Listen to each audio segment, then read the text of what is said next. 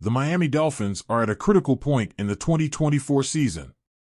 5 games in, and the team's hopes are already being tested by the uncertainty surrounding their starting quarterback, Tua Tagovailoa.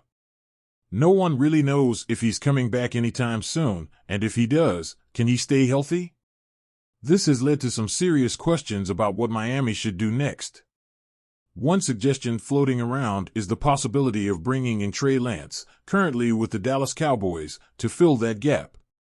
But is Lance really the answer for Miami right now? Trey Lance is a quarterback with a story that has been filled with potential but also plenty of disappointments. Drafted by the San Francisco 49ers with the 3rd overall pick in 2021, there were sky-high expectations for him. He had the arm, the mobility, and the athleticism that made people believe he could be the next big thing. Yet, things didn't go as planned. Injuries, inconsistent play, and the emergence of Brock Purdy in San Francisco pushed Lance out of the spotlight. By 2023, he found himself traded to the Cowboys, where he now sits as the 3rd-string quarterback behind Dak Prescott and Cooper Rush. That alone raises some eyebrows. If Dallas doesn't trust him enough to be their backup, what makes Miami think he could step in and save their season? Let's not forget, Lance has barely played in the NFL. He's got just 8 games under his belt, completing only 54.9% of his passes, and hasn't even taken a snap since 2022. There's no sugarcoating it, he's unproven, and that's putting it kindly. The numbers don't paint a pretty picture, and that's before you even factor in his injury history.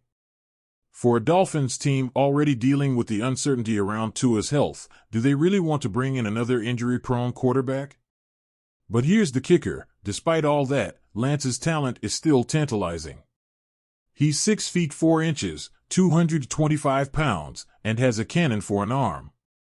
At North Dakota State, he showed flashes of brilliance, especially in 2019 when he led his team to a national championship without throwing a single interception. His potential as a dual-threat quarterback, someone who can hurt defenses with both his arm and his legs, is undeniable. That kind of versatility could fit well in Mike McDaniel's offense.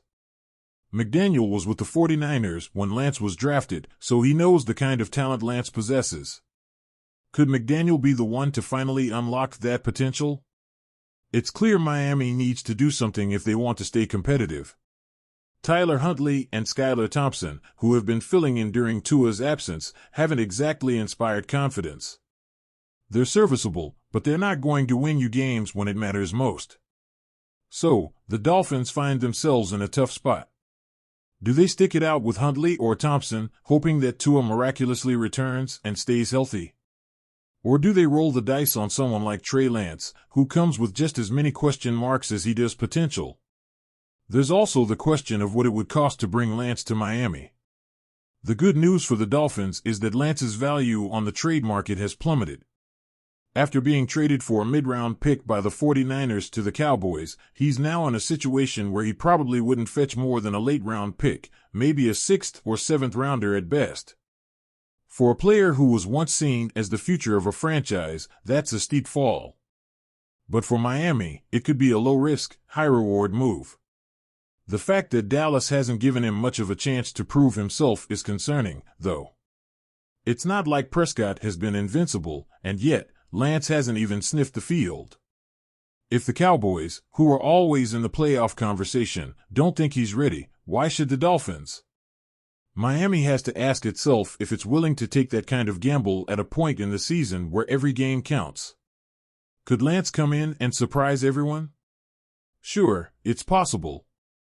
He's got the tools, and if the coaching staff believes they can polish his raw talent, maybe he turns into the quarterback everyone hoped he would be back in 2021. But the reality is, that's a huge if.